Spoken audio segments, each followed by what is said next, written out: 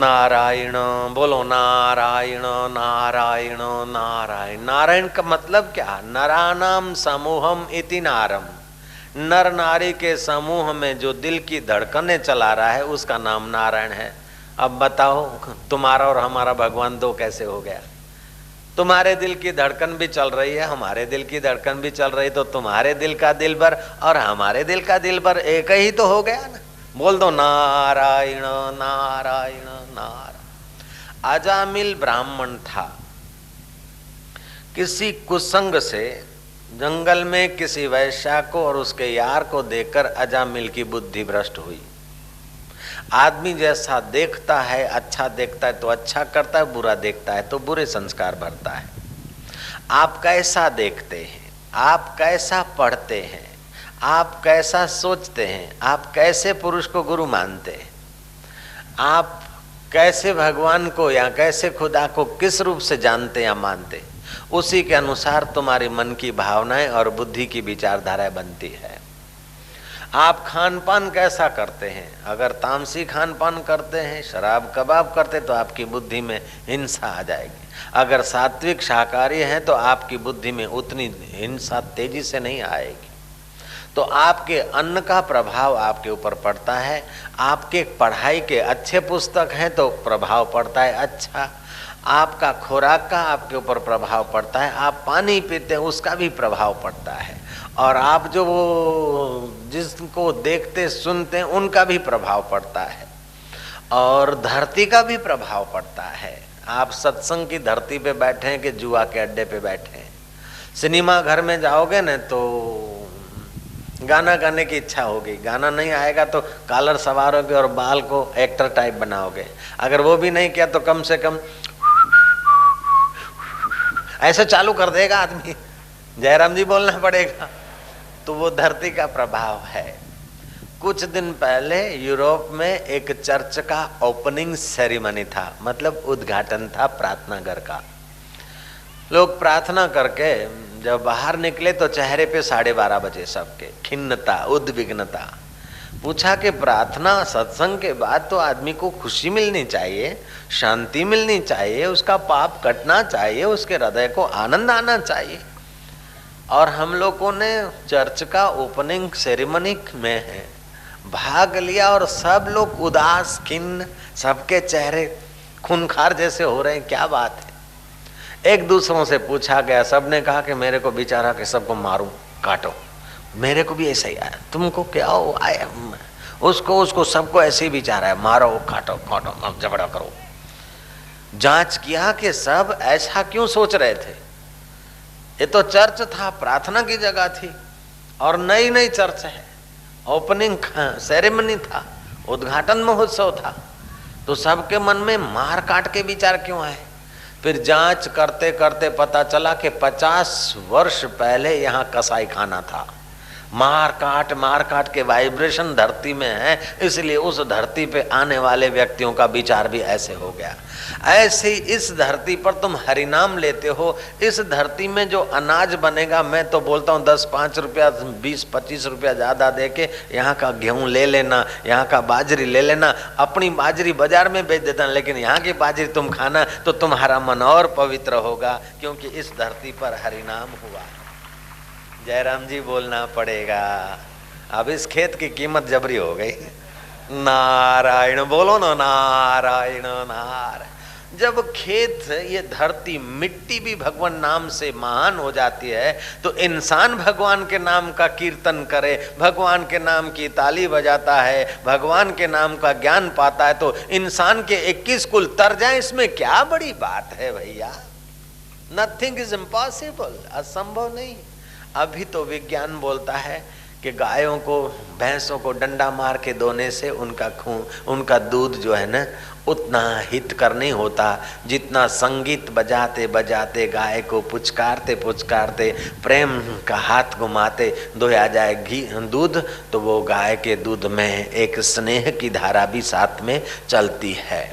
अभी का विज्ञान ये भी बोलता है कि जो लोग मांस खाते हैं, मीट खाते हैं, तो जिसका भी मांस खाएंगे, चाहे मुर्गी का हो, चाहे बकरे का हो, चाहे किसी का हो, तो उस प्राणी को काटना पड़ता है। तो उस जानवर के जिंदगी में दुख की पराकाष्ठा की घड़ियां होती है, उससे ज्यादा वो दुखी बेचारा कभी नहीं हुआ। जिसके गले पर छुरी घूमती है वो चिल्लाएगा, दुखी होगा, भयभीत होगा, अशांत होगा, तो उसका भय, दुख, अशांति का प्रभाव उसके पूरे शरीर में फैल जाता है, उसकी रग रग में फैल जाता है, उसकी मांसपेशियों के जर्रे जर्रे में उसकी अशांति का प्रभाव फैल जाता है। और जो लोग वो मांस खाते हैं वे उसलिए ज्यादा अशांत होते हैं, क्योंकि अशांत घड़ियों में ही तो बकरे या और किसी जानवर बेचारे का मांस बनता है। इसलिए मांसाहारी लोगों को सावधान रहना चाहिए कि अगर अशांति पैदा करना है बात बात में तो फिर भले खाओ, लेकिन हृदय में शांति पैदा करना है तो इस मांसाहार से अपने को बचाओ। ऐसा अब के लोग मानने लग गए, पढ़े लिखे लोग साइंस की बात से मानने लगे, लेकिन ये बात विज्ञानी बोलते हैं इसके पहले लाखों वर्ष पहले हमारे शास्त्रों ने कही है। जैसे अभी बर्तानिया की हेल्थ मिनिस्टर ने टीवी में, समाचार पत्रों में प्रजा को चेतावनी दी कि अंडा खाने से हार्ट की ट्रबल होती है और अंडा में जो पीला पदार्थ होता है उससे आंतों की बीमारी होती है। उस अंडा और मुर्गी में कोलेस्ट्रॉल ज़्यादा होता है, इसलिए ये शरीर के लिए हितावह नहीं है। बात रही विटामिन्स की, तो टमाटे में अंडे से ज़्यादा 5 गुना कैल्शियम है, केले में कैलोरी अंडे से ज़्यादा है, तो केला तो अंडे से सस्ता है। अंडा खाने से जो सेक्सुअल केंद्र उत्तेजित होते हैं वो केला खाने से नहीं होता है। अच्छा, मूंग की दाल, मटर है या चना है, मसूर की दाल है, अरहर की दाल है, इनमें प्रोटीन खूब ज़्यादा होता है, तो प्रोटीन अंडे में मिलता है। ऐसी बेवकूफ़ी से अंडा खाकर अपनी दूसरी शक्तियों का ह्रास नहीं करना चाहिए। बर्तानिया की हेल्थ मिनिस्टर ने टीवी के द्वारा, समाचार पत्रों के द्वारा लोगों को चेतावनी दी कि अंडा जिस केक में पड़ता है, जिस डबल रोटी के ऊपर जरा लगाया जाता है, अथवा जिस आइसक्रीम में पड़ता है, उस आइसक्रीमों को फेंक दो, उन केकों को फेंक दो, क्योंकि तुम्हारी जिंदगी केक और आइसक्रीम से ज़्यादा कीमती है। इसलिए अंडा खाकर अपनी जिंदगी खराब मत करो। गए दिन तो प्रचार होता था, मेरी जान मुर्गी के अंडे, संडे हो या मंडे खा लो मुर्गी के अंडे। सत्यानाश हो गई। अब फिर बंद हो गया, जयराम जी की अब आना बंद हो गया। जब हकीकत सरकार जानती तो सरकार भी तो आखिर पब्लिक के लिए है ना। तो ये बात हमारे महापुरुषों ने लाखों वर्ष पहले कही, लेकिन उन महापुरुषों की बात पर ध्यान न दिया, इसलिए मेरी जहाँ मुर्गी के अंडे चले। लेकिन महापुरुषों ने जब इधर उधर की बातें सुनाई सरकार को, तब सरकार ने अंडों का प्रचार बंद कर दिया। जयराम जी की आपकी समझ मजबूत होनी चाहिए। मैं बात बता रहा था श्रीमद् भागवत की। अजामिल ने कुसंग किया, कुसंग देखने से, उसका सोच विचार करने से मन पापी हो जाता है। अच्छा, कोई खराब बात देखी या सुनी तो उसी समय मन में भगवान के नाम का स्मरण कर ले तो खराब बात देखने का प्रभाव कट जाएगा। रास्ते जाते जाते कहीं हड्डी देखी, कहीं किसी का मैला देखा तो मन थोड़ा अशुद्ध होता है। उस समय सूरज नारायण के दर्शन कर ले, अग्नि के दर्शन कर ले, अथवा किसी को गुरु मंत्र मिला है तो गुरु मंत्र का जाप कर ले, अथवा राम राम का जाप कर ले, तो उसका मन फिर शुद्ध हो जाता है। तो अजामिल को ये अक्ल नहीं मिली होगी, कथा नहीं सुने तो अक्ल कहाँ से लावे। अकेले में बैठ के भजन करना एक बात है, लेकिन सत्संग सुनकर कोई सदगुरु की कृपा लेकर भजन करना, वो बात कुछ निराली हो जाती है। 60,000 वर्ष तपस्या करे अकेले में बैठ के, उतना महान नहीं बनेगा जितना 60 महीने किसी सदगुरु की कृपा में बैठकर सत्संग सुनकर फिर साधना करेगा, तो उसका बेड़ा पार जल्दी होता है। कलयुग में तो गुरु भक्ति योग सलामती योग है। कलयुग का आदमी तपस्या करके समाधि कर ले, शरीर का हाल ऐसा नहीं। कलयुग का आदमी ऐसे ही ब्रह्म ज्ञान सुन के साक्षात्कार कर ले, इतनी शक्ति नहीं। कलयुग का आदमी भक्ति से भगवान को प्रकट कर ले, इतनी ताकत नहीं। लेकिन कलयुग का आदमी होते हुए भी जब सत्संग सुनता है तो कलयुग नहीं रहता, सतयुग नहीं रहता। जीवात्मा सत्संग के बल से परमात्मा का हो जाता है, तो परमात्मा की कृपा से योगी का योग सफल हो जाता है, भक्त की भक्ति सफल हो जाती है और ज्ञानी का ज्ञान साक्षात्कार सफल हो जाता है। हर छोटा आदमी बड़े का सहारा लेता ही है।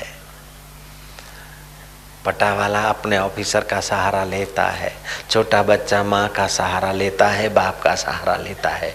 ऐसे हम भगवान का दर्शन करने में हम लोग छोटे हैं तो बड़े में बड़े माई बाप तो भगवान हैं। जो भगवान के नाम का और भगवान के प्यारे संतों का संग और सहारा लेता है उसका बेड़ा पार जल्दी हो जाता है। इस कथा से, भागवत की कथा से पाप तो कटते हैं, ज्ञान तो बढ़ता है, लेकिन साथ साथ में आदमी का हृदय कोमल भी होता है।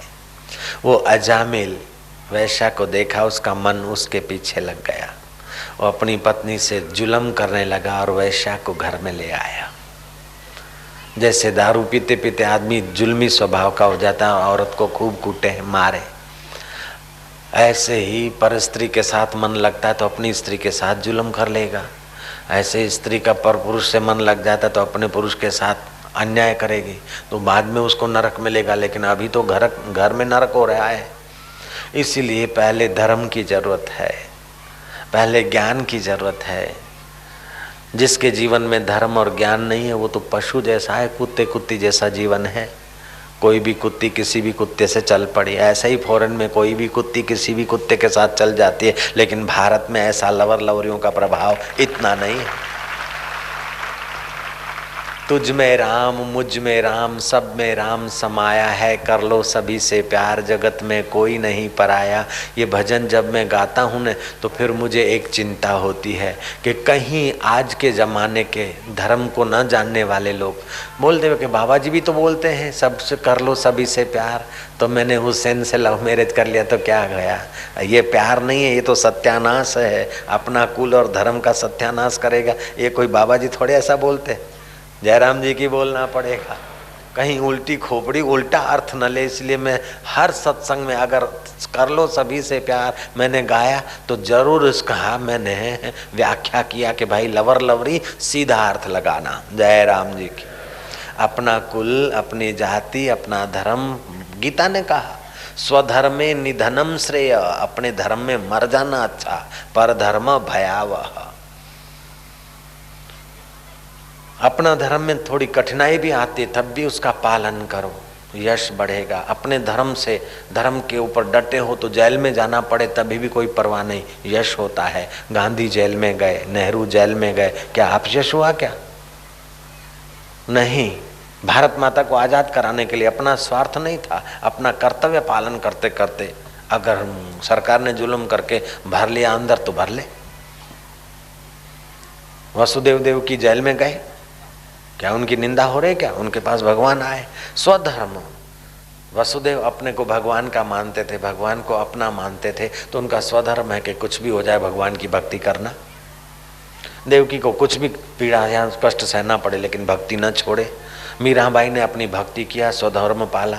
विक्रम राणा ने इतना जुल्म किया, वीरा की नणंद थी उदा, उसने बहुत जुल्म किया, फिर भी मीरा ने अपना भक्ति का धर्म नहीं छोड़ा, तो आखिर मीरा का विजय हुआ। उदा को कौन पूछे? मीरा की सासू का नाम तो मैं भी नहीं जानता, तुम जानते हो तो मैं 2 गाड़ी दिला सकता हूँ मारुति, चाहे कोई भी गाड़ी हो, एम्बेसडर कोई भी हिंदुस्तान की 2 गाड़ी मैं आपको दिला सकता हूँ। मीरा की सासू का नाम बता दो, कोई पता नहीं। ले शबरी भीलन थी, अपना कर्तव्य पालती थी, गुरु आश्रम में रहती थी और गुरु भाइयों को अपना भाई के समान देखती थी, अपने छोटे गुरु भाइयों को बच्चों के समान देखती थी, गुरुदेव को भगवान के समान देखती थी। वो राम के पास शबरी को जाना नहीं पड़ा, राम जी पूछते पूछते शबरी के द्वार पर आए। शबरी के मन में था गुरु ब्रह्मा गुरु विष्णु गुरुदेवो महेश्वरा, गुरु साक्षात परब्रह्म तस्मै से गुरुवे नमः। गुरु में श्रद्धा थी, गुरु का वचन माथे रखा, अपने धर्म में डटी रही। देर सबेर हुई लेकिन राम जी पूछते पूछते शबरी के आंगन में आए के एकलव्य अपना धर्म पाला। गुरु जी ने तो बोला तेरे को शिष्य नहीं बनाऊंगा, गुरुजी भले ना बनाए, लेकिन हमने तो गुरुजी को गुरु मान लिया है। और मिट्टी की, गारे की मिट्टी की मूर्ति बनाकर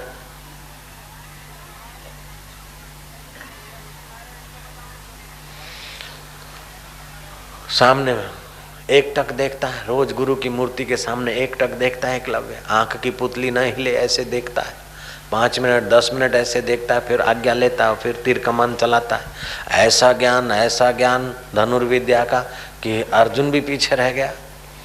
एक बार जंगल में अर्जुन, द्रोणाचार्य और दूसरे लोग घूमने को जा रहे थे, तो कुत्ता भी साथ में था। तो कुत्ता का स्वभाव है आगे आगे निकलना। कुत्ता आगे आगे दौड़ के गया तो देखा कि एक भील है। तो कुत्ता कोई विचित्र वेश देखता है, दाढ़ी देखता है तो भी भौंकता है, तो भील के वेश में भौंक जाए क्या बड़ी बात है। तो महाराज कुत्ता भौंक रहा है, एकलव्य अपना धनुर्विद्या सीख रहा है। तो कुत्ते के भौंकने से एकलव्य की विद्या सीखने में विघ्न होता था। तो एकलव्य ने बराबर कुत्ते के मुंह में बाण लगाए, लेकिन बाण के ऊपर डूचा बांध दिया कपड़े का। कुत्ता को लगे नहीं, खून गिरे नहीं और उसका भौंकना बंद हो जाए। 1 2 3 4 5 6 और 7 जैसे मुंह में रोटी भर दे, हलवा भर दे, ऐसे ही बाण पर डूचा लगा के 7 बाण कुत्ते भौंकते हुए कुत्ते के मुंह में रख दिए। कैसा निशानबाज। कुत्ता जब वापस गया है बाण मुंह में लेके, तो अर्जुन बोलता है कि गुरु महाराज ये क्या, आपने तो मेरे को वचन दिया था कि तुम्हारे से बढ़कर इस पृथ्वी पर इस समय कोई धनुर्विद्या में आगे नहीं होगा, लेकिन इतना तो मैं नहीं कर सकता हूँ। गुरुजी ने देखा है कौन है, जांच किया तो देखा एकलव्य है। एकलव्य तेरा गुरु कौन है? बोले गुरुजी मैं आपके पास आया था, आपने बोला मैं तेरे को शिष्य नहीं बनाऊंगा, लेकिन मैंने तो आपको गुरु मान लिया था। ये आपकी मूर्ति बनाई मैंने, रोज यहाँ ध्यान करता हूँ। ध्यान में शक्ति, भगवान तो सब जाने। गुरु महाराज आपकी दया से मैं, आपकी धनुर्विद्या मेरे पास आ गई। अब गुरु ने तो वचन दे रखा है। गुरु कोई आत्म साक्षात्कारी नहीं थे, धनुर्विद्या सिखाने वाले गुरु थे, धार्मिक थे, वचन के पक्के थे, लेकिन साक्षात्कारी नहीं थे। पक्षपात रहा होगा। बोले मैं तेरे को विद्या सिखाया, तू मेरे को गुरु मानता है तो दक्षिणा लाओ। एकलव्य से बोलता है गुरु महाराज हुक्म करो, दक्षिणा क्या? बोले तेरे दाएं हाथ का अंगूठा काट के मेरे को दक्षिणा में दे दे। वो गया अंदर से चुरा लेकर अंगूठा काट के बड़ के पत्ते पर रख के गुरु जी के चरणों में रख दिया और रोने लग गया। बोले क्या अंगूठा कटा उसकी पीड़ा के लिए रोता है? बोले नहीं, मैं तो पूरा शरीर गुरु के अर्पण किया था, केवल मेरा एक अंगूठा ही काम आया, दूसरा शरीर मेरा काम नहीं आया, इसलिए रोता हूँ। शायद गुरु जी पूरा शरीर ले लेते तो अच्छा था।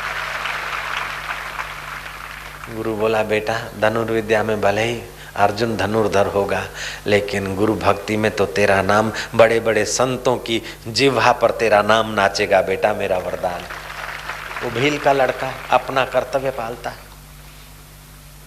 स्वधर्मे निधनम श्रेय पर धर्म भयावह। तू माई है तो माता का धर्म पाल, भाभी है तो भाभी का धर्म पाल, नणंद है तो नणंद का धर्म पाल।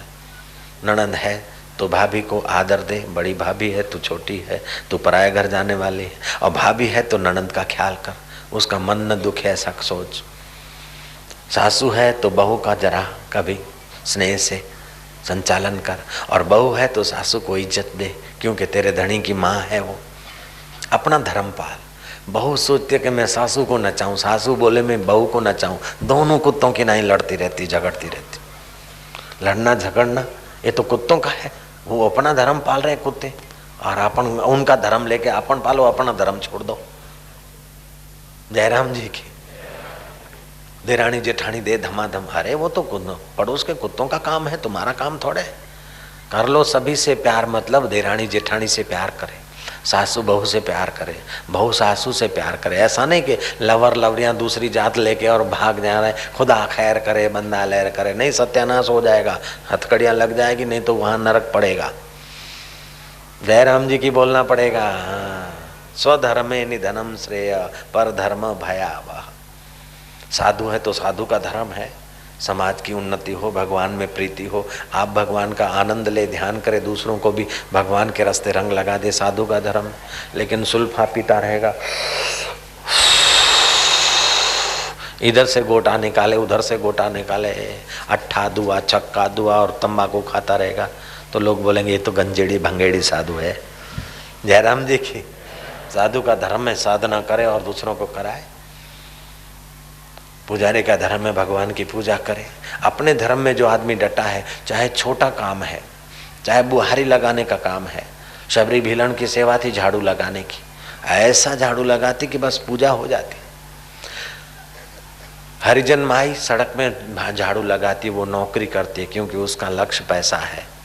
माँ बहन भाभी देरानी जेठानी घर में झाड़ू लगाती है, वो नौकरी नहीं है, वो सेवा है। शबरी भीलन गुरु के द्वार पे झाड़ू लगाती है, भगवान के लिए लगाती है। एक माई झाड़ू लगाती है, वो हरिजन माई नौकरानी है। घर में माई लगाती है, वो सेवा करती है, लेकिन गुरु के आश्रम में भगवान के लिए लगाती है तो झाड़ू लगाना पूजा करती है, उसका पूजा हो गया। सिपाही है, पुलिस में नौकरी है या फौज में है, तो पुलिस में नौकरी है तो समाज में सुख शांति सुलह बना रहे ऐसी कोशिश करना, गरीबों को जरा मदद रूप होना, दुष्टों को जरा कड़ी आंख दिखाना। ऐसा नहीं कि दुष्टों के साथ पुलिस के आदमी दारू पीते रहें और प्रजा का शोषण होता रहे तो पुलिस की वैल्यू खत्म हो जाएगी। जयराम जी की पुलिस अपना पुलिस का फर्ज पालती है तो उसके लिए समाज में आदर होता है। संत अपना संत का फर्ज पालता है तो उसका समाज में और भगवान के पास आदर होता है। अपना कर्म से भगवान की पूजा करो। बोले महाराज मैं तो चोर हूँ, चोरी करना मेरा धर्म हुआ कि नहीं हुआ? जयराम जी की हाँ, तू चोर है, अपना तू धर्म पालता है चोरी करना, तू अपने को चोर मानकर चोरी कर, लेकिन जब डंडा मिले तो भी हाय हाय मत कर, फिर जेल में जाने के लिए भी तैयार रहना पड़ेगा। बोले महाराज सब में भगवान है तो फिर चोरी करने में क्या बात है? हमारे में भी भगवान है तो भगवान तो चोरी कराता है, ऐसी बात नहीं है।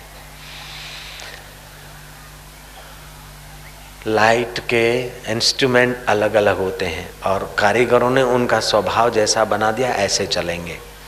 फ्रिज ऐसा नहीं बोलेगा कि मैं पानी गर्म करूं, और हीटर ऐसा नहीं बोलेगा मैं ठंडा बनाऊंगा, क्योंकि कारीगर ने जैसा सेट कर दिया ऐसा उनको सत्ता भगवान की मिलती है और ऐसा काम करेंगे। मनुष्य इतर प्राणियों को भी प्रकृति ने जैसा सेट कर दिया ऐसा ही करेंगे। मनुष्य को, केवल मनुष्य को अधिकार है कि वो अपना स्वभाव दिव्य बना सकता है, अपना स्वभाव मध्यम रख सकता है, अपना स्वभाव कनिष्ठ कर सकता है। इसलिए मनुष्य को ही पुण्य पाप लगता है। शेर को पाप नहीं लगता है अगर गाय को झपेट ले, बिल्ली को पाप नहीं लगता अगर चूहा को पकड़ लेती है, लेकिन मनुष्य को पाप लगेगा। क्यों? कि मनुष्य अपना स्वभाव बदलने में स्वतंत्र है। मनुष्य के लिए भगवान ने शास्त्र बनाए हैं, मनुष्य के लिए भगवान ने ज्ञान दिया है, मनुष्य को इतना पवित्र और इतना महान बनाया है कि मनुष्य चाहे तो भगवान का बाप बन सकता है। इतना मनुष्य के अंदर भगवान ने ज्ञान भर दिया। कि भगवान का बाप कैसे? अरे राम जी का बाप कौन था? दशरथ मनुष्य थे क्या और कोई हवाई जहाज थे? कृष्ण के माई बाप कौन थे? कौशल्या। और दशरथ राम के माई बाप थे, देवकी और वसुदेव कृष्ण के माई बाप थे। तो मनुष्य के ऊपर भगवान की ऐसी कृपा है कि उसको इतना स्वतंत्रता दिया है कि चाहे कैसा अपना ऊंचा स्वभाव बना सकता है, ऊंचे कर्म करके ऊंचे में ऊंची अनुभूति मनुष्य कर सकता है। इतना बढ़िया स्वभाव बना, इतनी बढ़िया सुविधा मिलने के बाद भी मनुष्य अगर लवर लवरी होकर, शराबी कबाबी होकर, चोरी और भंगेड़ा होकर जीवन जीता है तो फिर पुलिस के डंडे भी तो खाएगा वही, नरक में भी जाएगा वही, बैल भी वही बनेगा, फिर कुत्ता भी वही बनता है, घोड़ा भी बनना पड़ता है। अभी कोई जरा गाली देता है तो हो जाता है। जब घोड़ा बनेगा, गाड़ी में लगाएगा, बैल बनाएगा, एक काम में लगाएगा, ठका ठक ठका ठक, फिर काहे करेगा। इसलिए मनुष्य जन्म में अपना कर्म बना ले, अपना स्वभाव बना ले, अपना ज्ञान बना ले, अपना पुण्य बना ले, जितना कमा ले उतना कमा ले। मनुष्य जन्म में 84 लाख जन्मों में एक जन्म है कि आप पूरे स्वतंत्र हो।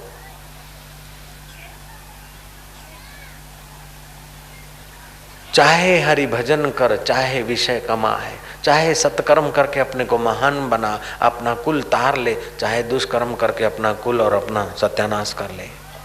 तो जो आदमी सत्संग करेगा, भगवान नाम जप करेगा, कीर्तन करेगा, ध्यान करेगा, तो उसके रक्त के कण भी अच्छे होंगे, मन अच्छा होगा, बुद्धि अच्छी होगी, अच्छे पुस्तक पढ़ेगा, ज्ञान अच्छा होगा, अच्छे पुरुषों का संग करेगा, विचार अच्छे होंगे, कर्म अच्छे होंगे, देर सबेर वो महान हो जाएगा। तो अजामिल की बात बता रहा हूं कि अजामिल ने बुरा देखा और वैश्या को घर में ले आया और धीरे धीरे उसके साथ शादी करके वैश्या को बच्चे हुए और उसके साथ वो इतना दुष्ट चरित्रवान हो गया कि वो डकैती करने लग गया। अपना स्वभाव उसका पापमय हो गया। वो डकैती करने जाए, साधु संत को लूट लेवे, कोई भी सामने मिल जाए सुनावे गालियां और न करने का काम कर ले, व्यवहार कर ले उसे मार पीट का। ऐसे करते करते दिन बीत गए। एक दिन वो वैश्या, कोई साधु जा रहे थे तो उसके मन में हुआ कि मैंने पाप तो बहुत किया है, साधु संत का दर्शन और सेवा भाग्यशाली को मिलती है, अरे महाराज हमारे घर पधारो। महाराजों को पता नहीं कि वैश्या है। उस भाई ने तो महाराजों को प्रसाद वरसाद फल फूल ये वो तरपत कर दिया। महाराज ने देखा कि भाई गर्भिणी है, माँ होने वाली है। महाराज सोच ही रहे थे, इतने में अजामिल आया। देखता है कि मेरे घर में साधु बाबा मुंडा कहीं बैठा मेरा घर में है, तो साधु कहाँ आया मेरे घर में, जाओ महाराज बाहर जाओ। महाराज बोला हम बाहर नहीं जाएगा, तुम्हारे घर का टुकड़ा लिया है, तेरे भाई ने मेरे को प्रणाम किया है, तुम्हारा कल्याण किए बिना हम नहीं जाते। महाराज उन्होंने कहा कि तुम्हारे भाई ने तो हमको भोजन कराया, दक्षिणा दो। बोले महाराज दक्षिणा? मैं अजामिल दक्षिणा? मैं तो तुम्हारा ये झोली झंडा नहीं छीन रहा हूँ, तुम्हारा करमंडल लूट नहीं रहा हूँ, ये आप मेरी कृपा समझिए महाराज, ये दक्षिणा में समझिए। जो तुम्हारे पास कपड़े हैं ना 2 जोड़ी, वो दक्षिणा मेरी समझिए, नहीं तो मैं वो लुटा रहा हूँ। महाराज ने कहा ऐसा काम नहीं चलेगा, दक्षिणा दो। जैसे मनी ऑर्डर करते हैं ना तो 100 रुपये का मनी ऑर्डर 3 रुपया देते तब पहुँचता है, नहीं तो पूरा 100 नहीं पहुँचता है। ऐसे दान के बाद दक्षिणा देनी पड़ती। जैसे कोई संत घर में आते हैं, चाहे उनको आवश्यकता नहीं, फिर भी हम उनका सत्कार करते, कुछ न कुछ देते था हमको फले। उनकी आवश्यकता समझ के नहीं, अपना कल्याण समझ के भी दान करना चाहिए। तो तू दान कर। बोले महाराज मैं दान नहीं करूँगा, मेरी पत्नी ने खिला दिया, बहुत हो गया।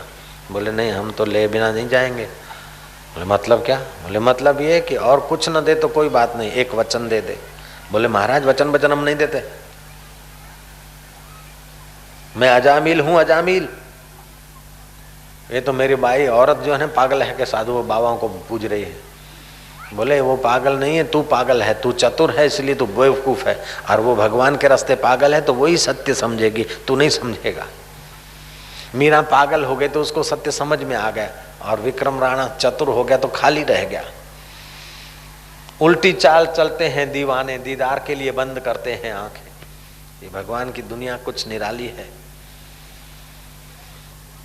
दक्षिणा देनी पड़ेगी तेरे को, और कुछ नहीं। तेरी औरत माँ बनने वाली है तो जो लड़का पैदा हो उसका नाम नारायण रख देना। महाराज तुमको क्या फायदा होगा? बोले हमने जिस घर का टुकड़ा लिया है उसका कल्याण हो जाएगा, और क्या। नारायण नाम मेरे भगवान का है, बेटे का नाम रख देना। तू भगवान की भक्ति करे ऐसा तो नहीं, कम से कम बेटे का नाम लेने में भी भगवान का नाम लेगा, तेरा उद्धार हो जाएगा पट्टे। अच्छा बाबा जी मैं बेटे का नाम रख दूंगा नारायण। बाबा जी तो चले गए, बेटा पैदा हुआ, नाम रख दिया गया। 1 साल 2 साल 3 साल का, जब 11 साल का वो बेटा हुआ है अजामिल का, और एकाएक जमदूत आए हैं अजामिल को अपनी यम पाश में बांधने के लिए। तो माँ बाप का छोटे बच्चे के प्रति आकर्षण होता है, मोह होता है। वो अजामिल बोलता है मैं मर रहा हूँ, मेरा बेटा नारायण नारायण, ओ नारायण कहाँ आया, ए नारायण नारायण। वो जमदूत पाश डालते, इतने में भगवान के पार्षद आए, जमदूतों की पाश को काट दिया। बोले अजामिल पर तुम्हारा अधिकार नहीं है। बोले ये तो पापी है, इसकी अकाल मृत्यु है। पाप करने से आदमी अकाल मरता है, जो अति पापी है उसकी अकाल मृत्यु हो जाती है। तो इसकी अकाल मृत्यु का आदेश है यमराजा का, इसलिए हम इसको ले जा रहे हैं। बोले यमराजा को मना कर दो, उनको पता है यमराजा को भगवान की नियति है, जो भगवान का नाम लेते हैं उसके अकाल मृत्यु टल जाती है। बोले ये भगवान का नाम नहीं ले रहा है, अपने बेटे का नाम ले रहा है नारायण नारायण। बोले बेटा तो इसको कल हुआ, भगवान नारायण का नाम, नारायण नाम तो भगवान का अनादिकाल से, नारायण नाम पर भगवान का अधिकार है। नारायण नाम तो अनादिकाल का है, बेटा तो इसका कल हुआ। खेत में उल्टे सीधे बीज फेंक दो तभी भी उगते हैं, ऐसे ही उल्टे सीधे भी भगवान का नाम ले लो तभी भी फलता है। तुलसी अपने राम को रीझ भजो या खीज, भूमि फेंके उगेंगे उल्टे सीधे बीज। तुम रेवड़ी अंधेरे कमरे में जाकर खाओ तभी भी मीठी लगेगी, खारे दरिया के तल्ले में जाके खाओ तभी भी मीठी लगेगी, गाली देते देते रेवड़ी खाओ तभी भी मीठी लगेगी? हाँ, नहीं लगेगी।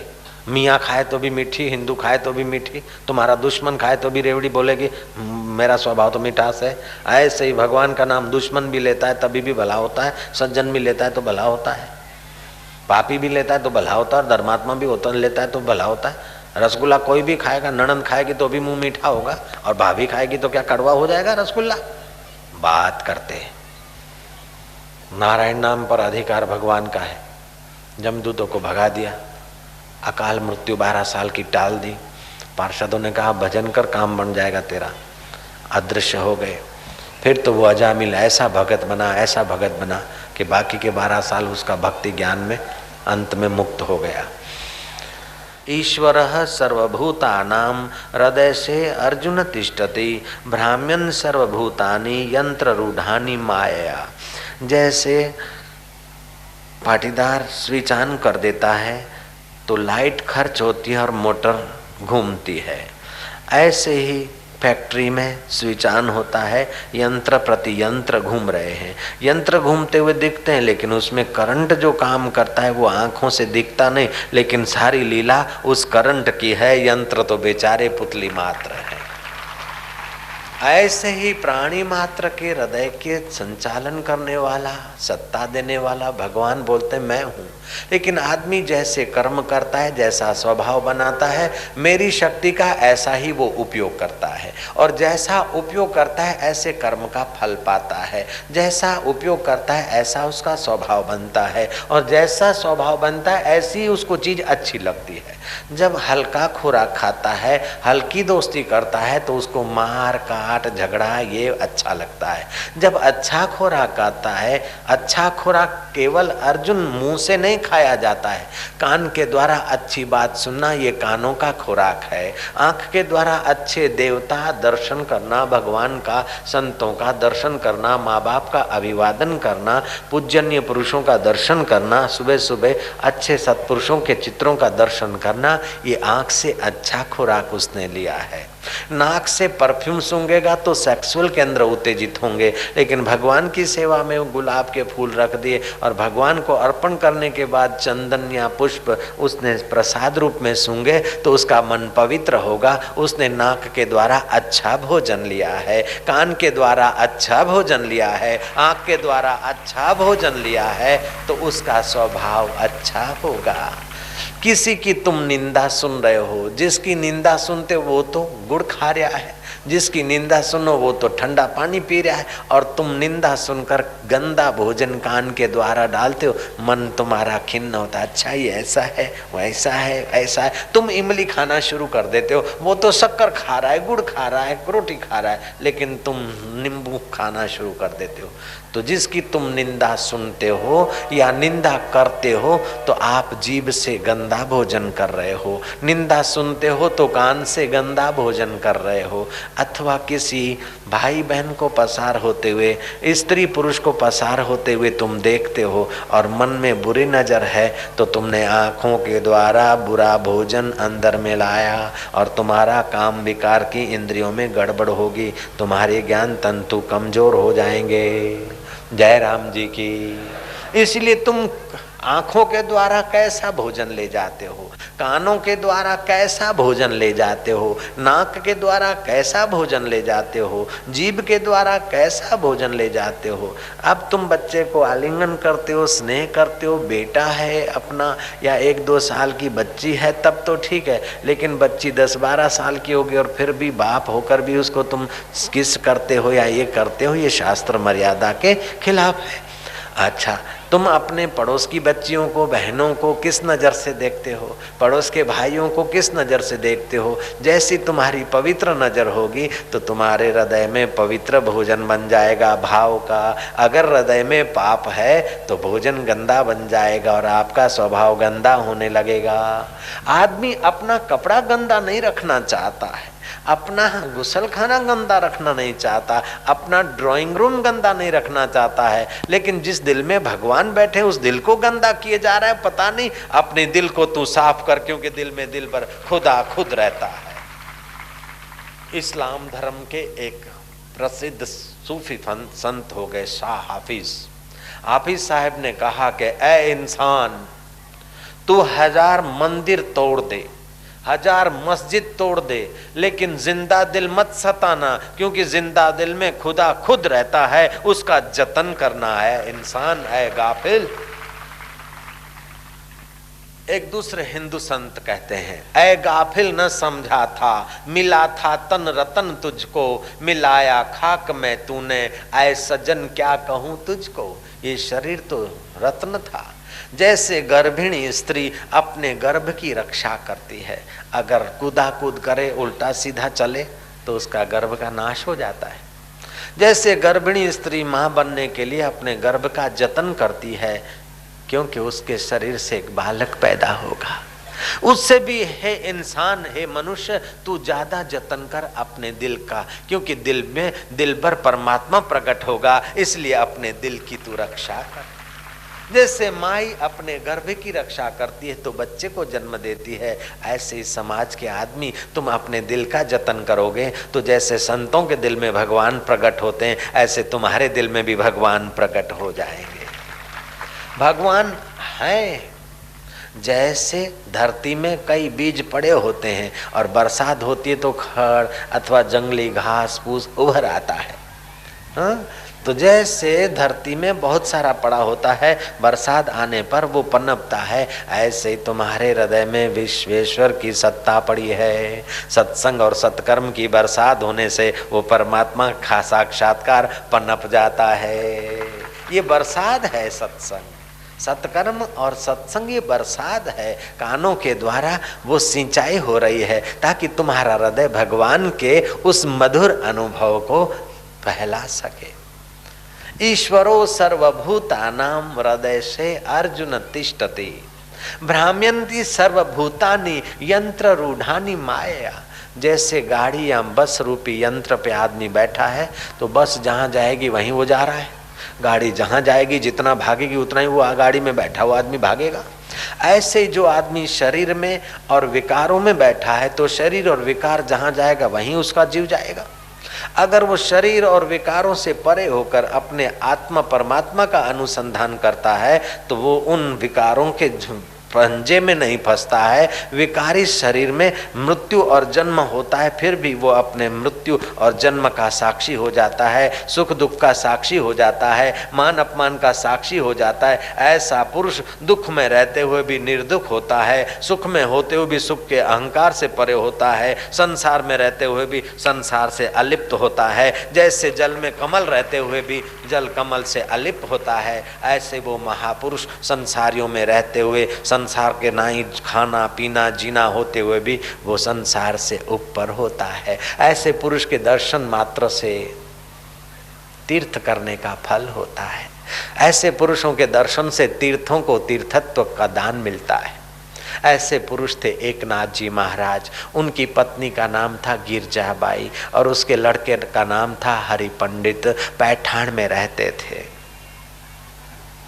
वो संत ने सत्संग शुरू किया। आज 2 आदमी आए, कल 5 आए, 15 आए, 25 आए। ज्यों ज्यों खबर फैलती गई त्यों त्यों पवित्र आत्मा खिंच खिंच कर आने लगे। पापी लोग तो जलने लगे लेकिन धर्मात्मा लोग ठहरने लगे। संत तो वही का वही, एक आदमी देखकर अपना हृदय पावन करता है और दूसरा जो है वो देखकर अपने हृदय को पापी करता है। संत तो वही के वही।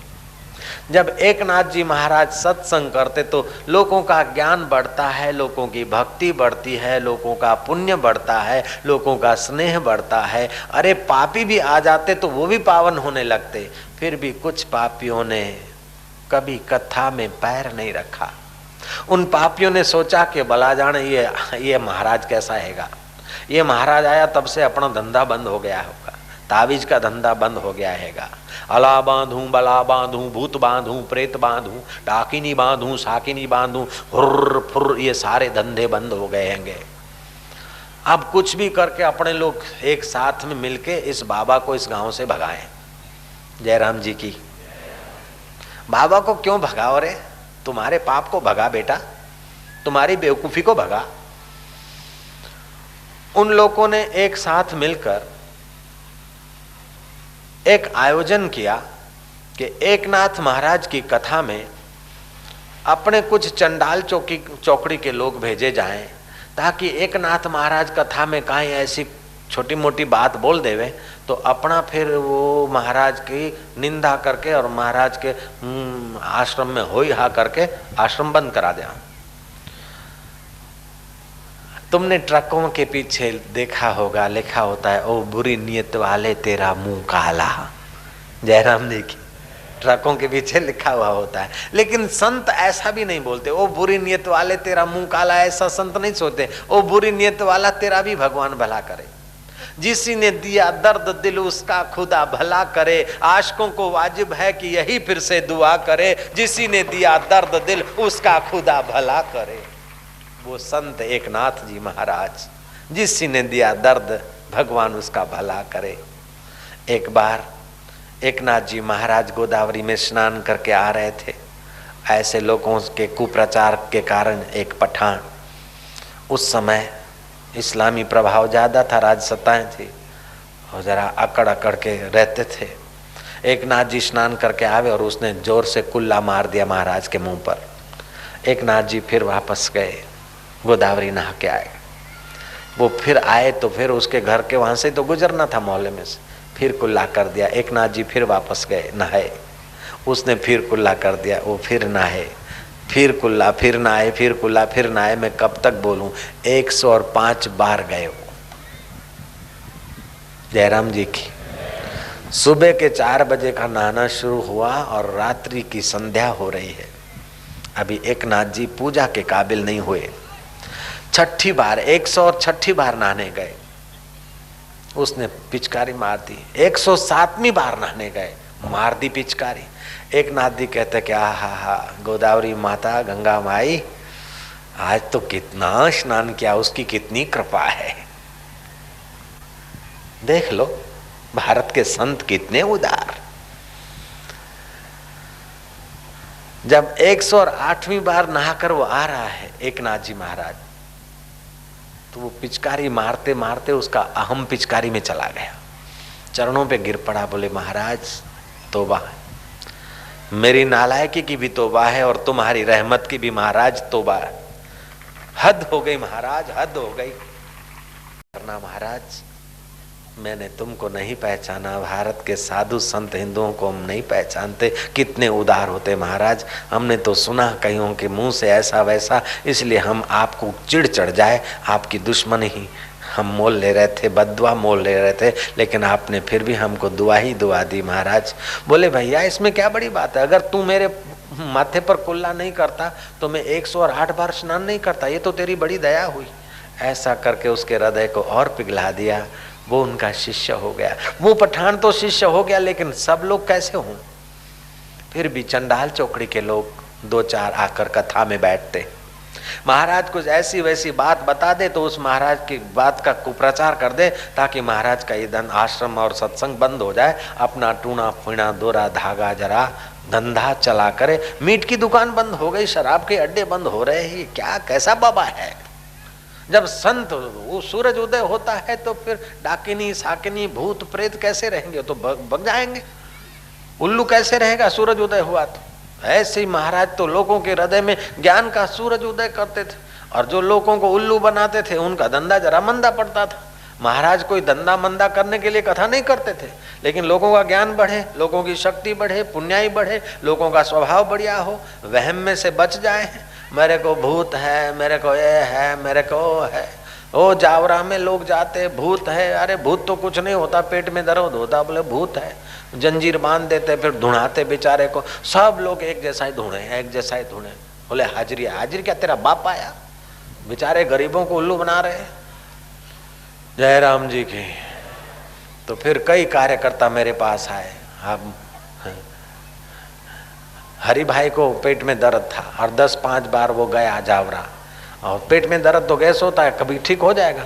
10 जुमेरात को गया, 2.5 महीने के बाद पेट दर्द ठीक हो गया। बोले देख यहाँ आया ना, जंजीर बांधी, तू ठीक हो गया, अब तेरा नाम हुसैन भाई रखते।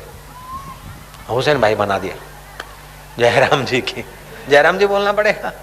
तो ऐसा जब प्रजा को उल्लू बनाने वाले उल्लू बढ़ जाते हैं तो संतों को कभी कभी थोड़ा सच्चाई का प्रकाश करना पड़ता है। बाकी संत तो सबको प्यार करते हैं। तो फिर अपने रतलाम के पास में पंचेड़ आश्रम में अपने फिर ऐसा पीपल में शक्तिपात कर दिया। जिन्हों की जंजीरें बांधी थी, भूत प्रेत थे, ये वो जाओ फेरे फिरो साथ, खोलो जंजीर, पानी का छांटा मारा, हरिओम करके आदमी हंसता हंसता गया। अब तो वो हुसैन टेकरी वाले भी कई खुदा की खैर करने वाले उधर आ जाते और उनको संकोच नहीं होता है, सब में भगवान है। क्या है, रतलाम के पास में नामली है, नामली से 2-3 किलोमीटर पर पंचेड़ आश्रम है। वहाँ फिर मैंने ऐसा बना लिया, अभी हजारों लोग रविवार को और गुरुवार को जाते हैं। कईयों के जो जंजीरें बंधी थी ये वो थे, टूणे पुणे धागे वागे ताबीज पावीज सब। जयराम जी तो बोलना पड़ेगा, लेकिन तुम्हारे लिए तो वो दूर होगा, तुमको वाहन आना हो नहीं, कोई जरूरी नहीं। तुम भगवान शिव की एक गीता ले जाना, गुरु गीता पढ़ के पाठ करके यहाँ तिलक करो, चाहे चंदन का हो, चाहे भभूत का हो, चाहे पानी का हो, तिलक करो, गुरु गीता का पाठ करो, हरिओम गुरु हरिओम गुरु हरिओम गुरु जप करो। फिर जिसको भी भूतड़ा भूतड़ा हो मारो छांटा पानी का, अपने आप भूत का बाप भाग जाएगा। भगवान के आगे उसकी ताकत काहे चले यार। कृष्ण कन्हैया। 90% तो वहम होता है, 10% भूतड़े होते हैं जयराम जी की। और फिर भी किसी को ऐसा हो, वहम भी हो, भूतड़ा भी हो, तो रोटी है ना, रोटी गेहूं की रोटी बना के, भाखरी फुलका बना के तवे पर एक भाग उसका काला मुंह कर दे। फिर जिसको भी भूत है उसके सिर पर से उतारा कर दे और उसके सिराने रख दो। फिर सुबह उठ के बोले आज सारा तेरा भूतड़ा और जिसने किया वो सब का सब पाप इसमें आए। फिर उसके साथ उतारे करो, फिर टुकड़े टुकड़े करके कौओं में फेंक दो। कौए अपने आप टें टें करते ढूंढते रहेंगे, वो आदमी ठीक हो जाएगा। जयराम जी बोलना पड़ेगा।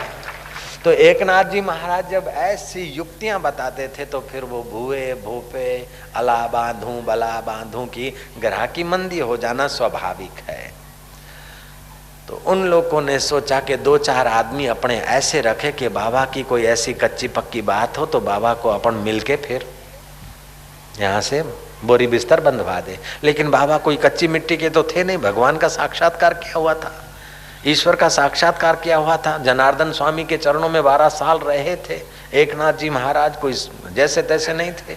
एकनाथ महाराज ने वो भागवत लिखी है, उसको विद्वान लोग अभी पढ़ते तो सिर पर रखते, ऐसे विद्वान महापुरुष थे वो तो एकनाथ महाराज। वो जो आते थे लोग, उन्होंने देखा कि एकनाथ महाराज कथा तो कर रहे हैं, उनका पूरा बरामना भर जाता है, 300 400 500 आदमी। खैर इधर तो 50,000 आ गए, तो बरामदा भर जाता है, लोग बड़े आनंद में रहते हैं। लेकिन एकनाथ जी महाराज एक बाई के तरफ बार बार देख रहा है और वो बाई कुछ प्रभावशाली थी। सुन, घिंगरूले बाल, सफ़ेद साड़ी, चमकते हुए हीरे जवाहरात के गहने, और एकनाथ जी महाराज बार बार उस माई के तरफ देख रहा है। पापी को तो पाप दिखे, महाराज किस भाव से देखे तो भगवान जाने, महाराज जाने। एक बात सुविदित तथ्य है कि जो विद्यार्थी ठीक से पढ़ता है ना तो मास्टर बार बार उधर देखता है, जो विद्यार्थी ठीक से समझता है प्रोफेसर बार बार उधर देखता है, ऐसे ही जो श्रोता ठीक से समझता है तो वक्ता बार बार उधर देखेगा। उन पापियों ने अर्थ लगाया कि महाराज का इस बाई के साथ कोई आड़ा संबंध है। समझ गए ना, आड़ा संबंध, आड़ा संबंध समझते हैं आप? ये तो खूब समझ में आ जाए, लेकिन हम जो समझाते वो समझ में आ जाए। नारायण बोलो ना, नारायण बोलो। कंजूस लोग नारायण नारायण, पैसा खर्चने में कंजूस हो ऐसा मैं नहीं बोलता हूँ, लेकिन नारायण नाम बोलने में कंजूसी मत करो। नारायण नारायण नारायण। वो अजामिल पापी बेटे का नाम नारायण बोलने से तर गया, तो तुम नारायण का नाम नारायण समझ के बोलो तो तर जाने में काहे टोटा पड़ेगा, तुम्हारा बाप को जाए काहे। नारायण नारायण नारायण के बाप जी आप तो हमारा बाप निकालते कि हाँ मोहब्बत जोर पकड़ती तो शरारत का रूप लेती है। जयराम जी की तुम्हारा हमारे प्रति प्रेम है, हमारा आपके प्रति प्रेम है तो शरारत हो जाती है। गोपियों का भगवान के प्रति प्रेम होता था तो बोलते नाचोगा फिर छाछ दूंगी। ठुमक ठुमक ठुम ठुमक ठुम ठुम ठुमक ठुमक नाचे। प्रेम में ऐसी शक्ति होती है। जहाँ विश्वास होता है वहाँ प्रेम होता है, जहाँ विनय होता है वहाँ प्रेम पनपता है, जहाँ सच्चाई और सरलता होती है वहाँ प्रेम बढ़ता है और टिकता है, जहाँ धोखा होता है वहाँ प्रेम टूट जाता है। जयराम जी की। तो आप मेरे से कहीं धोखा कर रहे हो क्या? नहीं, मैं तुम्हारे पास धोखा करने थोड़े आया हूँ, इसलिए आपका और हमारा प्रेम बढ़ता जाएगा। कल जितना प्रेम था आज और बढ़ेगा, कल और बढ़ेगा। सच्ची बात है कि नहीं? पक्की बात। राखो मुझ पे हाथ, राखो राखो, डरो काहे, राखो। तुम भी राखो, भाइया भी राखो, कोई बात नहीं।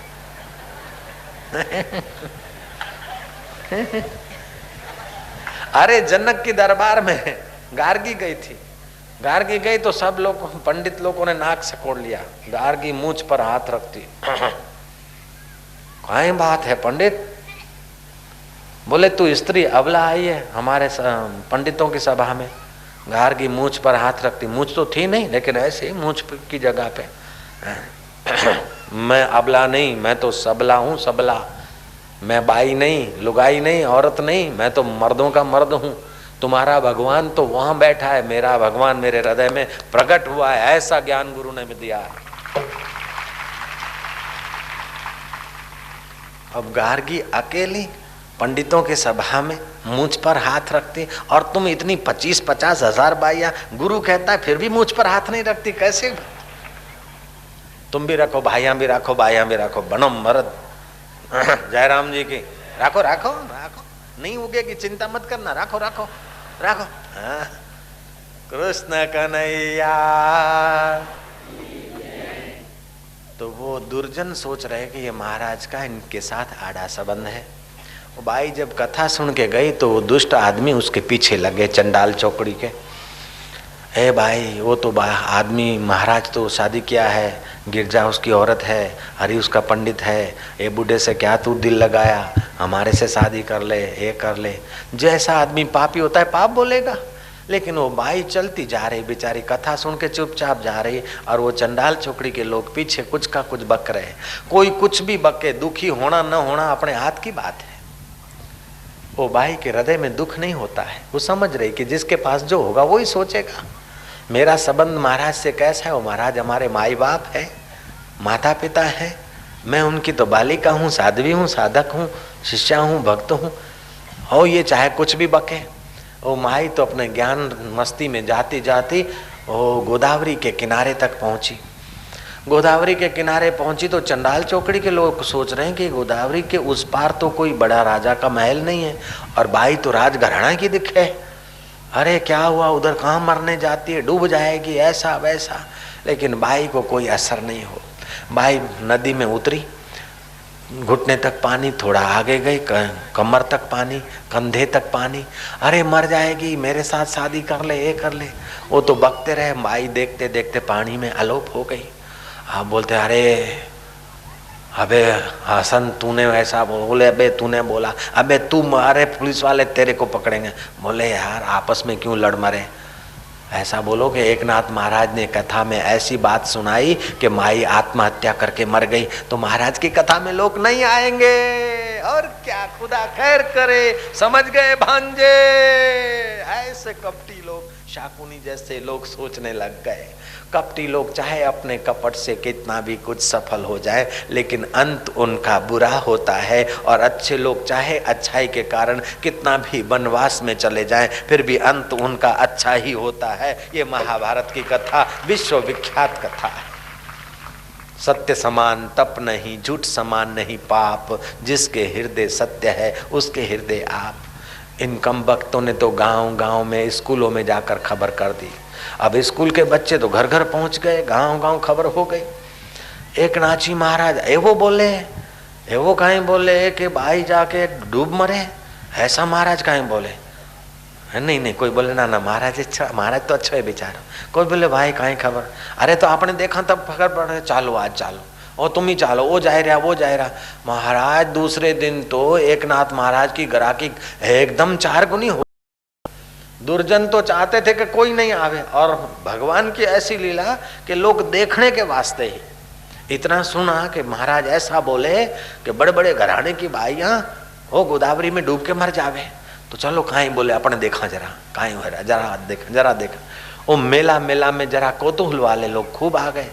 आज तो महाराज का बरामदा भी भर गया, बाहर का मैदान भी भर गया। महाराज कथा शुरू करे उसके पहले छत से देखते कि भगवान ये क्या है, इतनी कलयुग में इतनी ग्राहकी, और जो जो कथा सुनेंगे उनके 21 कुल तर जाएंगे। भगवान तो कितना दयालु है। संत तो जो देखता है भगवान की दया मानता है, खबर नहीं कि उन दुर्जनों के द्वारा भी भगवान ही तो लीला कर रहे हैं।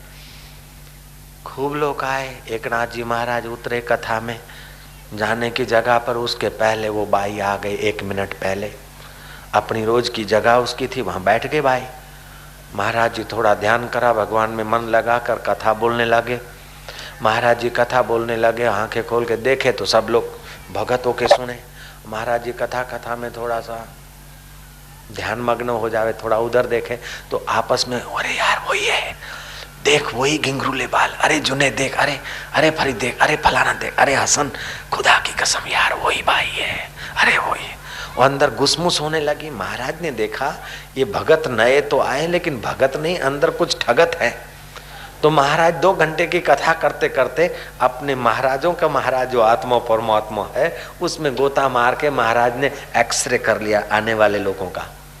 जब लोहे की मशीन आपके हृदय के, आपके शरीर के अंदर 5-7 परतें कपड़ों की और चमड़ी की 2-4 5-7 10 परतों चीर कर हड्डियों का फोटा ले सकती है एक्सरे मशीन, तो जिसके आत्मा परमात्मा के अनुभव हुए ऐसे महापुरुष समाज के मन का एक्सरे कर ले तो क्या बड़ी बात है भैया। तो महाराज ने एक्सरे कर लिया कि कौन लोग किस लिए आए। कथा पूरी हो गई। महाराज के पास वो बाई नजीक से प्रणाम करने गई। संत जब गुजरते हों तो प्रणाम तो कर लें तो ठीक है, कोई बात नहीं, लेकिन ऐसा प्रणाम नहीं करना चाहिए कि उनको जानने में असुविधा हो। छाती पे चढ़ के, यहाँ सड़क से गुजरते तो आड़ा आके प्रणाम करें। अरे तू 10 फीट दूर से करेगा तभी भी उनके हृदय में तो तेरे लिए दुआ आएगी। तू विघ्न करेगा तो वो विघ्न से बचने के लिए सोचेंगे तेरे अंदर, तेरे लिए दुआ निकलना बंद हो जाएगी। कई लोग प्रणाम करते हैं लेकिन प्रणाम करने में जो नियम है वो नहीं जानते, एकदम माथे पड़े, एकदम छाती पे पड़े। तो संत अपने को बचाने में सोचने में लगेंगे तो दुआ कैसे फेंकेंगे। इसलिए प्रणाम करें तो ऐसे करें कि उनके हो हमारे ऊपर कृपा नजर अथवा आशीर्वाद डालने में संकोच ना हो, असुविधा ना हो। जब एक व्यक्ति को अपनी असुविधा होती है तो दूसरा काम कैसे करेगा। दुआ तो हृदय से निकलती है, पैर से थोड़ी निकलती है कि एकदम पैर पे आके गिरे। लेकिन नया नया भगत है बेचारा, तो नया भगत को पुराना भगत समझा लेवे, नहीं तो फिर दोबारा महाराज इधर आवे नहीं, सड़क पे जावे लोग। अब काहे करे, सारा दिन कमरे में रहे महाराज के, जयराम जी के। तो प्रणाम ऐसा करना चाहिए कि उनको अपने कारण असुविधा न हो, वो अपने को बचाने में न लगे, लेकिन हम ऐसे ढंग से प्रणाम करें कि उनकी नज़र से, उनके मन से, उनके हाथ से आशीर्वाद हम लोगों को मिल जाए। तो वो भाई अक्ल वाली थी, वो दूर से बड़े अदब से प्रणाम करती है। पुरुष होता है तो साष्टांग दंडवत प्रणाम कर सकता है, करना चाहे तो, नहीं तो ऐसे। लेकिन माई को साष्टांग दंडवत प्रणाम करना मना है शास्त्र में। माई लंबी पढ़ के प्रणाम करेगी तो उसका वक्षस्थल धरती को छूता है, तो माई का पुण्य कमजोर होता है। इसलिए भाइयों को लंबा पढ़ के प्रणाम करने की शास्त्र ने मना किया है। भाइयाँ तो दूर से ऐसा कर दिया तो बहुत हो गया, आदमी दंडवत करे चाहे दूर से ऐसा करे तो भी हो गया। तो उस माई ने दूर से प्रणाम किया, लेकिन बड़ी श्रद्धा से एकटक एकनाथ महाराज को देख रही है। महाराज ने कहा, कल आपको कथा से अपने निवास जाने में बड़ी कठिनाई हुई थी, ऐसा मैंने देख लिया ध्यान से। कुछ लोग तुम्हारे को परेशान कर रहे थे। तो जो चंडाल चौकड़ी के लोग आए वो नजीक आ गए, बोले कहीं बातचीत हो रही, इनकी लव मैरिज की हो रही, क्या है। ओहो, पापी को पाप दिखे जब नजीक आए तो एकनाथ जी और वो गोदावरी बातचीत कर रहे, सब लोग टोला करके खड़े हो गए। उसमें वो दुष्ट जनों का जो था ना, चंडाल चौकड़ी का बॉस आगेवान, वो भी था। तो आगेवान हमेशा साधारण आदमी से थोड़ी तो अकल रखता है, कुछ तो अकल होगा ही। भले चंडाल चौकड़ी का बॉस है, लेकिन ऑर्डिनरी आदमी से तो अकल थी ही, तभी तो बॉस बना। तो उसने सुना कि महाराज क्या बोलते हैं, जरा वो भी भगत होके बैठ खड़ा हो गया। महाराज बोलते हैं कि कल आपको जाने में असुविधा हुई, आज मैं अपना सेवक भेज दूं, आपको किनारे छोड़कर आए। बोले महाराज अंगरक्षक कहाँ तक रक्षा करेंगे, आदमी की रक्षा तो अपनी समझ से होती है और समझ सत्संग से मिलती है। महाराज आपकी समझ मेरे पास है तो मेरे को दुख कैसे होगा, आपके सत्संग से महाराज मैं धन्य हो गई। महाराज कहते हैं माता जी फिर भी तुम स्त्री शरीर हो, लुफंगे लोग तुम्हें तंग करें अच्छा नहीं, माता जी आप आज्ञा करो तो मैं अपना सेक्रेटरी एक दो अंगरक्षक भेज दूं। बोले नहीं। अच्छा तो माता जी ऐसा करो कि मैं तुम्हारे किनारे पर आ जाऊं और तुम्हें रोज कथा सुना दिया करूं। तब वो माता जी बोलती है कि महाराज ऐसी तकलीफ ना लो, गोदावरी मात की जय, गंगे मात की जय करके लोग गोता मारते, मुझ में पाप डाल जाते हैं, मेरा आत्मा भारी हो जाता है। मैं नारी का रूप लेकर आपकी कथा में चल के आती हूँ, एक एक कदम चल के आती हूँ, मेरे पाप कटते। एक एक कदम चलकर आत्म साक्षात्कारी पुरुष के दर्शन करने आने से मेरे पाप कटते, एक एक यज्ञ करने का फल होता है। फिर महाराज आपके चरणों में हम बैठते हो तो मेरे कारण आप बड़ी ऊंची ऊंची बात कह देते हैं, तो मेरे कारण दूसरे को भी ऐसा आत्मज्ञान का प्रसाद मिल जाता है। मेरे किनारे आओगे तो मैं अकेली कथा सुनूंगी और आप यहाँ कथा करोगे तो हजारों लोगों को मिलेगा। इसलिए महाराज आप मेरे किनारे आकर नहाते हो, इससे ही मैं पवित्र होती हूँ, लेकिन कथा करने के लिए आप तकलीफ न लेना। कथा सुनने के लिए तो मैं नारी का रूप लेकर यहाँ आ जाया करूँगी। चंडाल चौकड़ी का बॉस और दूसरे सोचते एक दूसरे को कोनी मारते, अबे देख वो गोदावरी माता खुद आई है, गोदावरी माता खुद आई है नारी का रूप लेकर संत के वचन सुनने को, और अपन लोग निंदा करके मरे जा रहे हैं। आपस में घुसमुस कर ली, बोले माफी मांग लो नहीं तो ये फकीर की बद्दुआ लगेगी। ऐसे ही अपन लोग परेशान हैं, थोड़ी थोड़ी बात में दुखी होते हैं, अशांत होते हैं, और फिर फकीर की बद्दुआ लगेगी तो अपना सत्यानाश हो जाएगा। आपस में मीटिंग कर ली, घुसमुस करके खड़े खड़े, यार अभी माफी मांग लो, ये बाबा पहुंचा हुआ बाबा है, फकीर कोई साधारण नहीं है।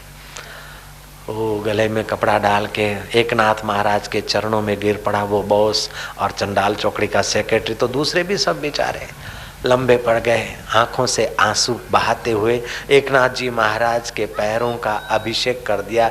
जैसे भक्त जल से भगवान शिव का अभिषेक करता है, ऐसे उन लोगों ने एकनाथ जी के चरणों का अंगूठे का अभिषेक कर दिया अपने आंसुओं से। एकनाथ जी बोलते भैया कोई बात नहीं, कैसे भी आए न, कथा में आए, सत्संग में आए, भले को भाव से आए, मेरी निंदा करने के लिए आए, लेकिन आए तो भगवान की कथा में ना। भाव अभाव कुभाव अनग ही आलस हूं, राम जपत मंगल दिशा दशा हूं।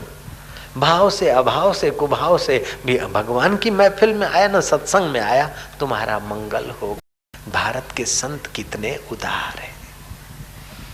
चंडाल चौकड़ी के लोगों का स्वभाव बदला है, क्योंकि मुसलमान हो चाहे गुंडा हो चाहे कोई भी हो, लेकिन आखिर इंसान तो जरूर है।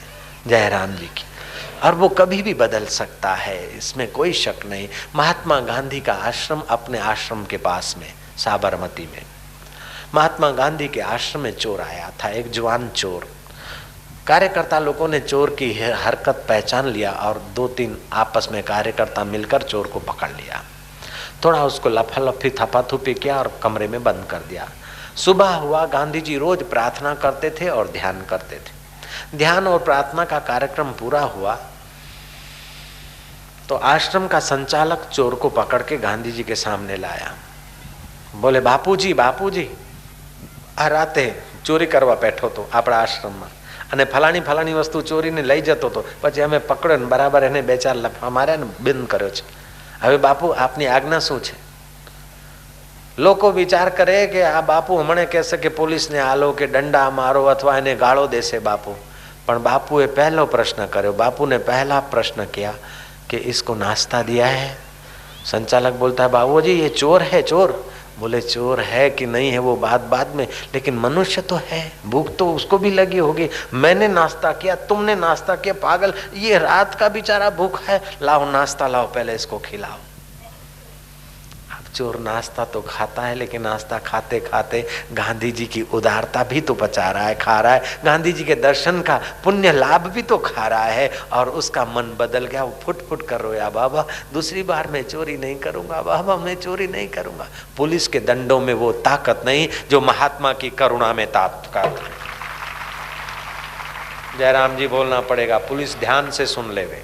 मुगला डाकू 1 लाख रुपया इनाम, मुगला डाकू को कोई पकड़ के ले आए, लेकिन मुगला डाकू, ब्रिटिश शासन की बात है, 1938-40 का आसपास का बात होगा।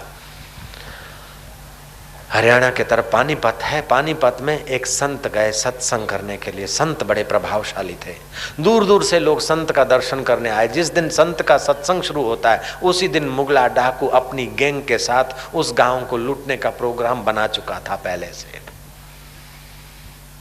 दोनों एक ही दिन गांव में प्रवेश करते हैं। संत सुबह को आए और वो रात को आया, जयराम जी की संध्या को आया, और उसने सुना कि आज तो घरों में लोग होंगे नहीं, सब लोग गए बाबा जी का दर्शन करने। ऐसा कौन सा बाबा है, चलो जरा देखें। वो आया है बाबा जी को देखने के लिए। बाबा जी के सत्संग में बात चल रही थी, आवश्यक कर्म फल भोक्तव्यम, कर्म फल शुभाशुभ का अवश्य भावी भोग, अवश्यम भावी, अवश्य भावी है कि कर्म का फल आदमी को भोगना पड़ता है। उस बात पर बाबा जी ने सत्संग किया। आदमी अच्छा कर्म करता है, चाहे उसको उस समय न भी दिखे, लेकिन अच्छे का नतीजा उसको अच्छा मिलेगा मिलेगा मिलेगा। बुरा करता है उस समय, चाहे कोई उसको न देखे, फिर भी बुरे का नतीजा उसको बुरा मिलता है मिलता है मिलता है। इस बात पर बाबा जी ने शास्त्र का, इतिहास का, श्लोकों का, युक्तियों का, प्रयुक्तियों का उपयोग किया। 2 घंटा सत्संग चला और मुगला के साथी सत्संग तो सुन रहे थे, सिविल ड्रेस में थे, डकैतों के ललाट पे थोड़े लिखा होता कि मैं डकैत हूँ, वो भी भगत होके सुन रहे थे।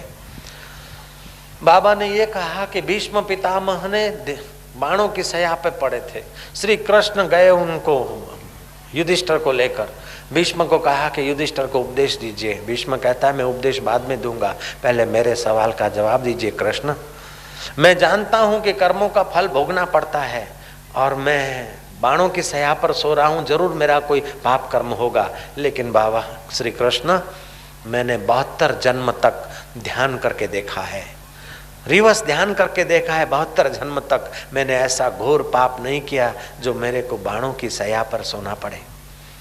कृष्ण बोलते हैं काका भीष्म पितामह, 72 जन्म तक तो आप रिवर्स में गए, एक जन्म और जाते, आज से 73वें जन्म में आंकड़े के पत्ते पर हरे रंग का पंख वाला जो तिड़ होता है उसको तुमने पकड़ के बावल के शूल भोंके थे, उसी का फल 73 जन्म के बाद आपको मिल रहा है। इसलिए कर्म की नियति।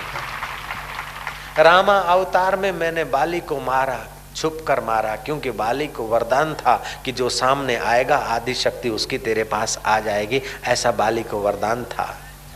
सुग्रीव से बाली ने अन्याय किया था, सुग्रीव की पत्नी, छोटे भाई की पत्नी बेटी के बराबर होती है, वो छीन ली थी, और राज संपदा भी छीन ली थी। बड़े भाई ने छोटे से जुल्म किया था, वो आतताई था, उसको मारना जरूरी था, तो मुझे छुपकर ही मारना पड़ा, ताड़ के वृक्षों का सहारा लेकर, और ऐसा कर्म करने पर मुझे भी कर्म का फल भोगना पड़ा।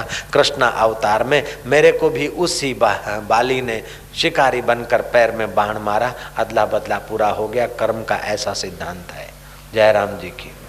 आपने सुना होगा या न सुना होगा, अहमदाबाद में साबरमती नदी के पास डफ नाला है, वहाँ हाई कोर्ट के जजों के बंगले हैं, और कई जज मेरे भक्त हैं, तो उनके घर किसी कारण सर मेरे को आशीर्वाद देने के लिए जाना पड़ा।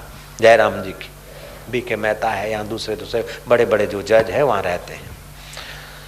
तो महाराज कुछ वर्ष पुरानी बात है, वो न्यायाधीश साबरमती के उस खुले परगणे में सुबह मॉर्निंग वॉक करने को निकलते थे। मुंह में दातुन रखा, झब्बा और लहंगा पहना, सिविल ड्रेस, अपना टहलने गए। 2 जवान आपस में सुबह सुबह ठट्ठा मस्करी करते हुए वहीं से कहीं गुजरे थे। उनमें से एक जवान ने बोला कि ए भाई, उनको पता नहीं कि हाई कोर्ट का जज है। ए भाई माचिस है तो देना यार जरा। बोला नहीं है माचिस। आगे जाकर थोड़ा बैठे और आपस में दिल लगी करते करते एक दोस्त ने दूसरे दोस्त को रामपुरी चाकू घुसेड़ दिए। दोस्त में से ही तो दुश्मन बनते हैं। अधिक दिल लगी का परिणाम खतरनाक होता है। न्यायाधीश ने देखा कि अभी अभी आवाज उनकी मैं जानता हूँ, माचिस मांगा था और उसी आदमी ने उसको भौंक दिया है। न्यायाधीश अपने बंगले गए, कमिश्नर को फोन किया कि वहाँ कुछ हुआ है, जरा जांच करके कागजात बना दो। कागजात बन गए महाराज। केस चलता गया और सेशन कोर्ट ने फांसी की सजा का फरमान कर दिया, 20 साल की सजा। और वो अपील में घूमते घामते उसी न्यायाधीश के पास आई जो दातुन करते हुए साबरमती डफ नाला के रेंज में घूम रहा था। उसने देखा कि जिसको 20 साल की सजा आई है और वो केस तो वो मैटर है जिसको मैंने आंखों से देखा था। और उस समय जो 2 जवान थे, एक मर गया और एक भौंकने वाला था, उसकी आवाज भी मैं जानता हूं, लेकिन ये बूढ़े को 20 साल की सजा कैसे? वो हाई कोर्ट का न्यायाधीश हैरान हुआ। उसने केस चलाया नहीं, चैम्बर में उस मुजरिम को बुलाया। बोला तुमने ये खून? बोले बाप जी मने खबर नहीं है, डफनाला कटे हुए मने मैं जानो नहीं, भगवान कसम। वो तो फुट फुट के रोया। न्यायाधीश ने कहा कि तुम्हारे साक्षी और केस की फतवा ऐसी है कि तुम बिल्कुल पक्के गुनाहगार हो। हालांकि जिसने गुनाह किया है उसका मैं आवाज भी स्मरण कर सकता हूँ, फिर भी तुमको जन्म टीप, फांसी की जन्म टीप की सजा है, ये समझ में नहीं आता। लेकिन वो न्यायाधीश ये भी जानता था कि किसी आदमी को कुछ मिल जाता है सजा तो उस समय भले वो निर्दोष हो, फिर भी कभी न कभी उसने ऐसा कर्म किया है, उसी का बदला उसको इस रूप में मिल रहा है। इस बात को भी वो न्यायाधीश जानता था, कर्म सिद्धांत को वो पढ़ा हुआ था। न्यायाधीश ने ठहरो, न्यायाधीश ने चेम्बर में बुलाया उस बूढ़े को। बोला काका साचू कही दो, तमे आ खून में नहीं ए बात हूँ जाणू छू। I know very well. मैं उसका वॉइस भी जानता हूं जिसने मेरे से माचिस मांगा था। लेकिन सच बताओ, तुमने इस खून में तो तुम्हारा हाथ नहीं, लेकिन कभी न कभी खून किया होगा। सच बोलाओ। अब तो जो होना है होना है। तुम जो भी सच बोलोगे मैं कोई उस पे सजा नहीं करूंगा। अब तुम्हारे को तो जन्म टिप हो गई, इससे ज्यादा क्या सजा हो सकती है? सच बता दो काका। काका बोलता है कि न्यायाधीश साचू पूछो ने तो जुआनी में 2 खून કર્યા था। 2 खून કર્યા था। 2 लेवा देवा કરીને मुँह तो छूटी गयो तो अने बीजो पुरायो तो। बोले ऐसे वो लेवा देवा करके छूट गया ने, तेरा अगला कर्म अभी तेरे को पूरने के लिए तैयार हो गया है, तेरा कर्म का फल पक गया है। अच्छा काका, भगवान का भजन करना, बाय बाय, राम राम, जाओ। कर्म का ऐसा सिद्धांत है। मुगला डाकू ने जब कर्म के सिद्धांत की बात सुनी पानीपत में, हरियाणा की तरफ है ना, दिल्ली से आगे पानीपत, तो उसका हृदय कांपने लगा। शाम की संध्या के बाद का सत्संग सुनकर उसका दिल, जीवन की मानो कुछ करवट ही बदल गई। लोग तो कथा सुन के चले गए, लेकिन ये एकांत में जाकर सिर पर हाथ रख के पछताता कि कर्म करता हूँ, धन तो ले जाता हूँ, खाने वाले तो चमचे खूब और कुटुम्बी, लेकिन जब सजा भोगनी पड़ेगी, घोड़ा बनना पड़ेगा, चाबुक खाने पड़ेंगे, गधा बनना पड़ेगा, डंडे खाने पड़ेंगे, तब कोई छुड़ाएंगे नहीं बेटे चमचे।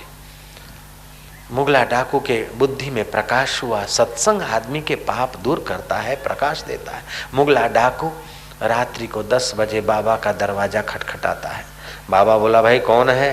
बोले महाराज नाम तो सुना होगा, मैं प्रसिद्ध आदमी हूँ। बोले कौन है भैया? बोले बाबा मैं मुगला डाकू हूँ। बोले बाबा जी हंस पड़े, बोले मुगला डाकू और तू इधर मेरा दरवाजा खटखटाता है? मेरे पास भैया क्या मिलेगा? 2 चादर मिलेगी, कुछ थोड़ा सा नाश्ता मिलेगा। अगर पैसा लेना है तो समिति के पास जा, प्रोग्राम का माल उन्हीं के पास है, हम लेते देते नहीं भैया, जा समिति वालों के पास। जयराम जी बोलना पड़ेगा, जाओ आयोजकों के पास जाओ, भाई मेरे पास तो कुछ नहीं। बोले महाराज मैं लूटने नहीं आया हूं, मैं लुटवाने आया हूं। आप मेरे पाप ताप लूटिए महाराज, मैं कहाँ भोगूंगा? महाराज दर्शन दीजिए। महाराज ने फटाक से दरवाजा खोला। मुगला डाकू चरणों में पड़ा, बोले महाराज मैं आपके शरण हूँ। महाराज बोलते 1 लाख का इनाम है ब्रिटिश शासन का। श्रद्धानंद महाराज ने कहा और मैं तेरे को अपने शरण में रखूंगा तो फिर डिस्टर्ब होगा। बेटा जा, थाने में जा, समर्पित हो जा ऑफिशियली ढंग से। वो थाने में गया तो रात्रि के 11 साढ़े 11 बजे संतरी बेचारा बाहर खड़ा है, थानेदार अंदर जरा मजा ले रहा है नींद का। वो संतरी गया, संतरी के नजीक गया, बोलो संतरी ने बोला कौन है? मुगला डाकू ने कहा है किससे बात करता है? मैं मुगला डाकू। मुगला डाकू? संतरी 2 कदम बेचारा पीछे। मुगला डाकू क्यों आए, क्या बात, कैसे आए? बोले मैं समर्पित होने। बोले ठहरो ठहरो, यहीं ठहरो, यहीं ठहरो, मैं थानेदार से पूछ के आता हूँ, आप यहीं ठहरना। वो संतरी अंदर गया, थानेदार थानेदार। बोले क्या है?